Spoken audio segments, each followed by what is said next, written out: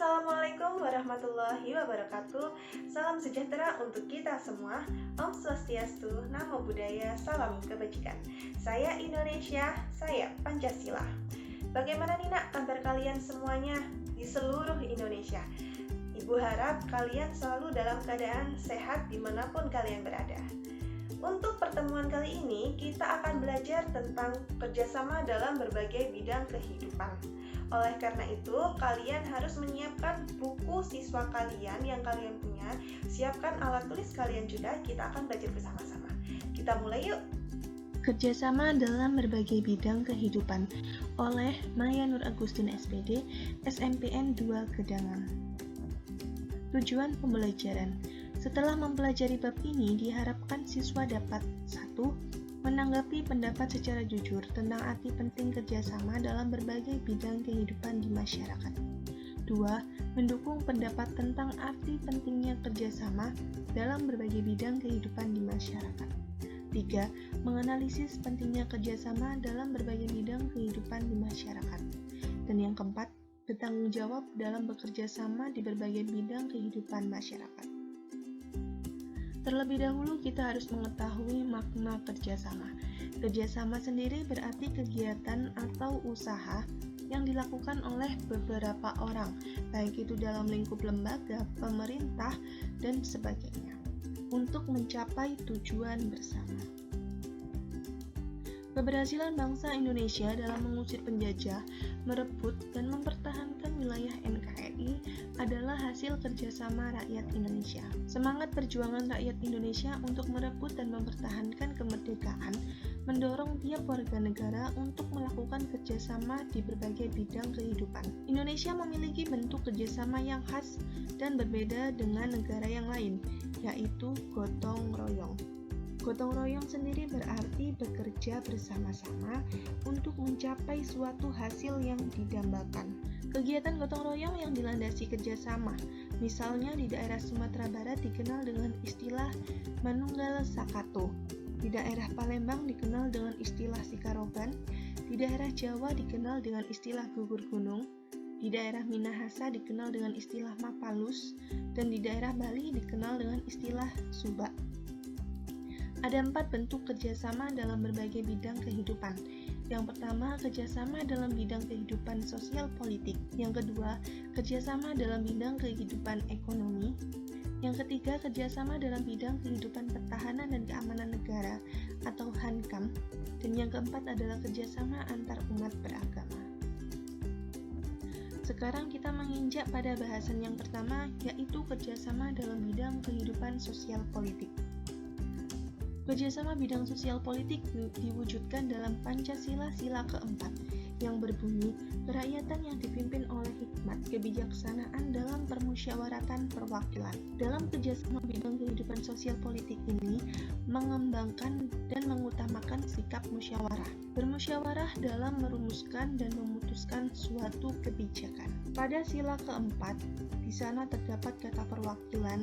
Hal tersebut berarti melibatkan masyarakat untuk ambil bagian dalam kehidupan bernegara. Pangkal tolak pelaksanaan kehidupan sosial politik bangsa Indonesia adalah gotong royong. Lalu yang kedua adalah kerjasama dalam bidang kehidupan ekonomi. Kerjasama bidang ekonomi berhubungan dengan 2 pasal.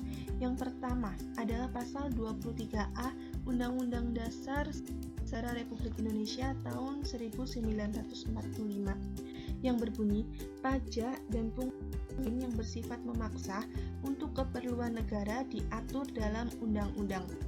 Pajak sendiri dibayarkan oleh masyarakat yang digunakan untuk pembangunan nasional, seperti untuk pembangunan sarana prasarana baik di kota maupun di desa, pembangunan jalan tol, biaya pendidikan, dan lain sebagainya. Lalu yang kedua adalah pasal 33 ayat 1 Undang-Undang Dasar Negara Republik Indonesia tahun 1945 yang berbunyi perekonomian disusun sebagai usaha bersama berdasarkan asas kekeluargaan.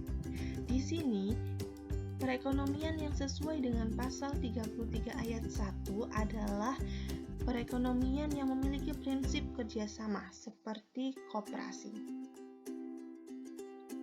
Kita masuk pada pembahasan yang ketiga, yaitu kerjasama dalam bidang kehidupan pertahanan dan keamanan negara.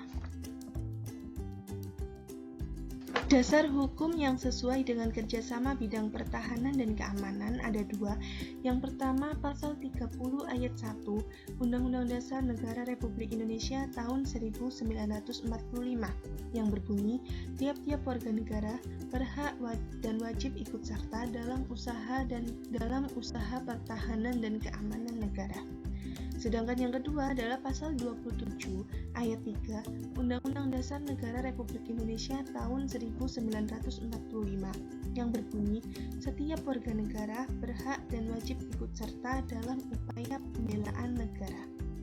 Bela negara merupakan kewajiban seluruh warga negara.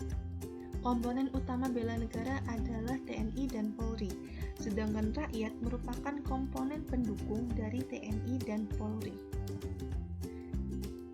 Kita masuk pada bahasan yang terakhir, yaitu kerjasama antar umat beragama.